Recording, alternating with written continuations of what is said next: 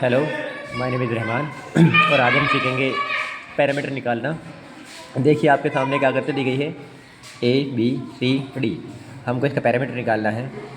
इसका पैरामीटर निकालने का एक तरीका ये होगा कि हम एक पॉइंट को पकड़ लेंगे किसी भी और एक पूरा चक्कर लेंगे और वापस इसी पॉइंट पर घूमकर आएंगे।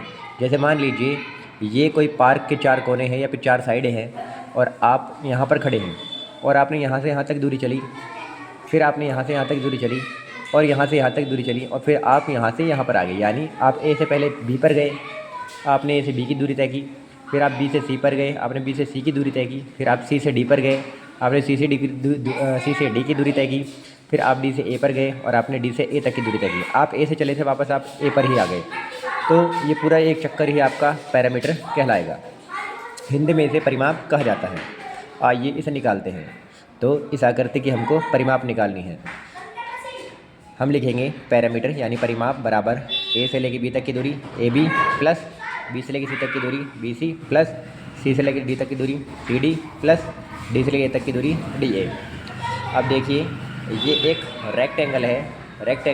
रेक्टेंगल की सामने वाली साइडें बराबर होती हैं। अगर ये 20 है तो ये भी 20 मानी जाएगी और इसी तरह ये अगर 15 है तो ये भी 15 होगी। आइए अब इसकी वैल्यू पुट करते हैं। ए से लेके बी तक की दूरी 20 है, यहाँ पर 20 आएगा, बीच में प्लस बी से लेके सी तक की दूरी 15 है, यहाँ पर 15 आएगा, प्लस सी से लेके डी तक की दूरी 20 है, यहाँ पर 20 आएगा, प्लस डी से लेके ए तक की दूरी 15 है, 15 आएगा। अब हम 20 और 20 को जोड़ देते हैं, 40 होगा, फिर प्लस 15 और 15 को जोड़ देते हैं, 30 होगा। इन दोनों को सम कर देते हैं तो 60 होगा। अगर ये सब चीज़ें मीटर में हैं तब ये भी मीटर में ही आएगा। तो आप देख सकते हैं इस आकृति का पैरामीटर हमने कितनी आसानी से निकाल लिया, जो कि 70 मीटर है। अगर आपको पसंद आया हो तो लाइक कीजिए, सब्सक्राइब कीजिए।